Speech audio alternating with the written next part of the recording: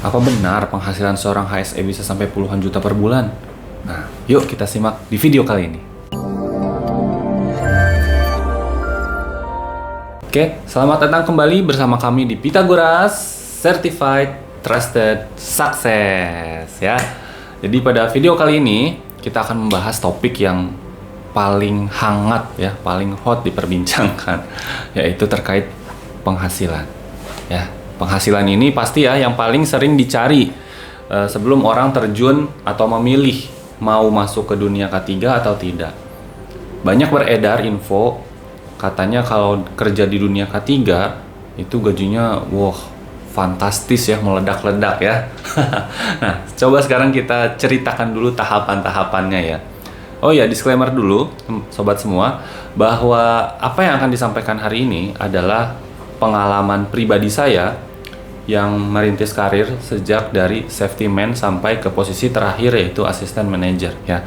Jadi kemungkinan nilai yang akan disampaikan pada video hari ini mungkin bisa saja lebih besar atau lebih kecil dari yang disampaikan ya. Jadi jangan jadikan video ini sebagai patokan ya, hanya gambaran sekilas saja. Untuk di dunia ketiga, kalau saya bilang gaji itu masalah penghasilan sama saja ya sebetulnya dengan divisi-divisi lain seperti HR, seperti finance, seperti engineering, dan lain-lain.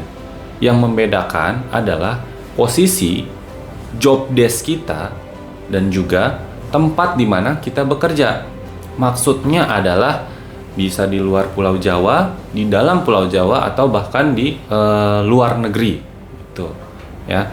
Jadi faktornya adalah itu, dan pastinya adalah kompetensi dan kemampuan teman-teman semua dalam melakukan pekerjaan. Kalau saya boleh cerita sedikit, saya memulai karir di dunia K3 sebagai seorang safety man, teman-teman. Safety man itu adalah, kalau saya bilang ya, ini bukan menyinggung semua safety man ya, tapi adalah kasta yang agak rendah ya kalau kita bilang di dunia K3. Karena pada saat itu saya akhirnya terpaksa memilih safety man. Karena apa? Jadi ceritanya begini. Pada saat saya lulus di universitas, dan untuk informasi aja saya lulusan kesehatan masyarakat ya. Ekspektasi saya itu adalah saya adalah sarjana kesehatan masyarakat nih ya. Khusus untuk K3 ya, pada saat itu belum ada jurusan K3. Lalu saya juga sudah sertifikasi, udah ahli ketiga umum, sudah P3K, dan banyak lah ya. Ekspektasi saya pada saat itu gaji minimal 8 ya, 9 juta. Tapi pada kenyataannya setelah saya ikutan beberapa interview, tidak semanis itu dan tidak semudah itu ya mendapatkan tawaran di angka 8 atau 10 juta. Nah, setelah saya berada di posisi sekarang, saya sadar ya, kenapa hal itu diberikan atau dikasih kepada saya angka yang kecil itu. Karena pada dasarnya perusahaan itu hanya ingin mempekerjakan orang yang berpengalaman. Sehingga kalau kita masih fresh graduate, ya harga yang akan kita dapatkan tentu adalah harga yang bisa dibilang terendah. Karena perusahaan juga kan tidak mau rugi ya, sudah membayar orang tapi ternyata tidak memberikan manfaat untuk perusahaannya. Dan itu teman-teman bukan perusahaannya yang jahat ya, tapi adalah memang semuanya saya bilang hampir seperti itu. Ketika kita juga membeli barang ya, kita mau membeli barang, misalkan mau beli mikrofon pertama, pasti kita beli yang murah dulu supaya kita tahu ya performance-nya cukup atau enggak segini, atau kita perlu tambah lagi atau tidak gitu ya.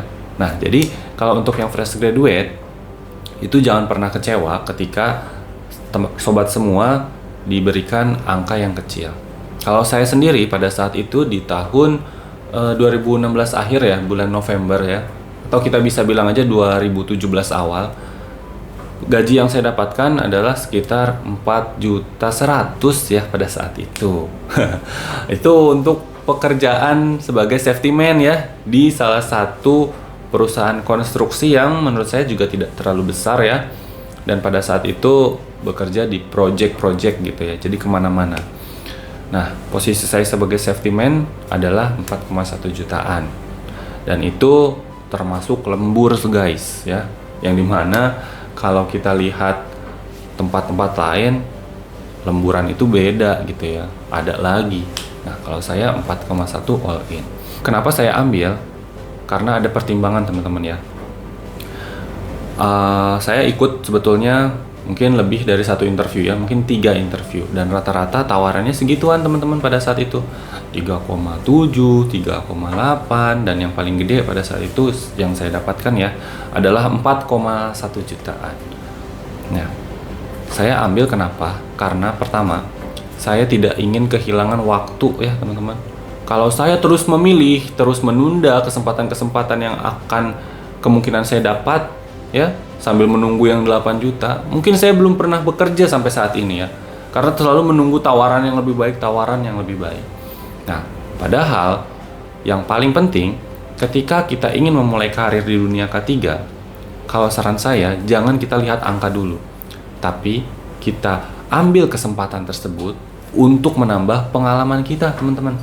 Untuk menambah pengalaman kita agar kita bisa mendapatkan posisi dan penghasilan yang lebih baik di dunia K3 itu sobat, gitu konsepnya. Jadi ketika sobat sekalian dapat tawaran yang kecil, saran saya apabila memang dekat dengan rumah dan tidak mengganggu kehidupan sosialnya sobat semua, maka ambil aja, go ahead.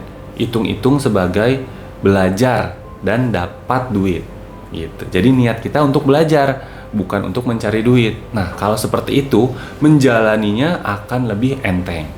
Ya, karena kalau saya pribadi, setelah dari sana, ya ambil yang tawaran tersebut, 4,1 juta all in, plus lemburnya itu udah cuma makan nasi aja ya, dikasih lauk doang. Nah, itu saya jalani selama kurang lebih 1 tahun.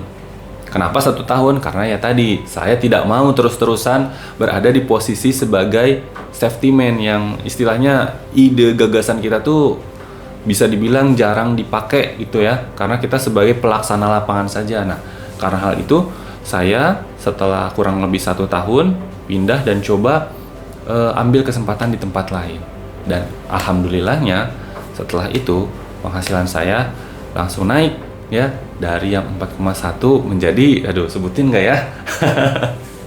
Ya sekitar 6 lah ya pada saat 2018 ya, 6 sekian gitu dengan posisi safety officer ya.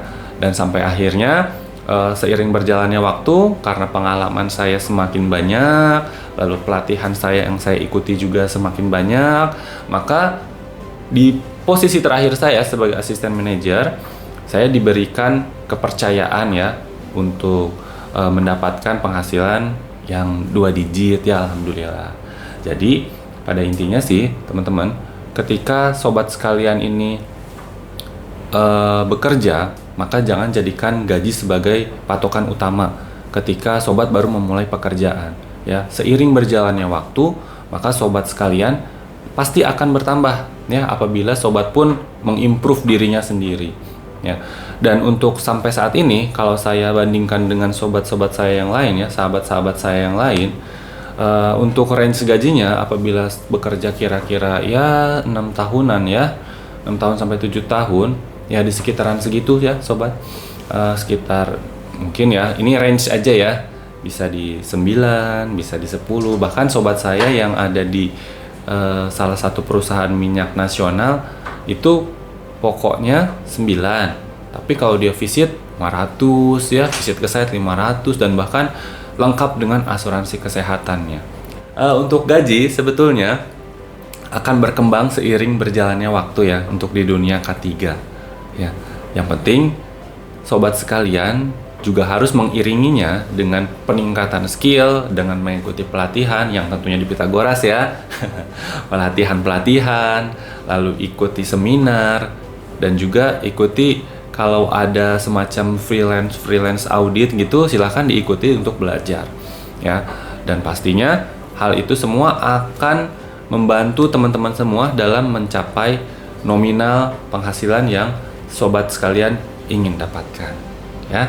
Untuk kesimpulannya adalah, ketika sobat sekalian bekerja, jangan kelamaan menunggu mana yang gaji terbesar yang ditawarkan. Tapi ketika ada kesempatan, langsung ambil aja ya. Dan ya kalau mungkin ingin sebagai pembanding, silahkan interview aja dulu di 3 tempat. Setelah itu bandingkan mana yang paling dekat, mana yang paling besar penghasilannya, dan mana yang paling memberikan benefit buat sobat sekalian.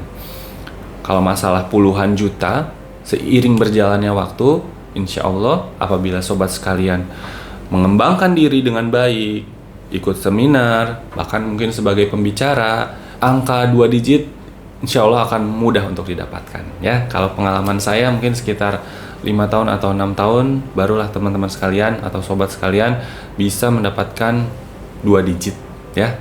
Tapi tidak menjadi patokan. Dan kalaupun ada sobat sekalian yang mungkin sudah 6 tahun atau sudah 5 tahun tapi belum mendapatkan 2 digit, sabar saja, usahakan yang terbaik, dan pasti itu semua akan menjadi nilai positif buat sobat sekalian. Karena ketika kita bekerja, yang kita kejar atau yang ingin kita harapkan sebetulnya bukan gaji aja ya sobat ya, bukan penghasilan aja. Ini berdasarkan pengalaman pribadi saya. Ketika sobat sekalian memiliki penghasilan yang besar tapi tidak punya waktu yang cukup untuk keluarga, itu menjadi PR juga. Sobat gaji besar tapi pulang malam, anak udah tidur, berangkat jam 5 ya. Saya jamin gaji tersebut tidak akan ada artinya. Karena yang paling penting adalah gaji kita bisa kita gunakan bersama dengan orang yang paling kita sayangi. Oke, itu aja mungkin untuk video kali ini. Seperti biasa, kalau ada yang ingin didiskusikan, langsung saja ketik di kolom komen. Nanti akan langsung kami jawab secepatnya ya. Dan yang paling penting, jangan lupa like, komen, dan share video ini ke teman-teman yang lain supaya teman-teman yang lain bisa tahu dan sobat juga bisa mendapatkan update dari video-video selanjutnya. Oke, itu saja. Terima kasih. Sampai jumpa di video selanjutnya. Bye-bye.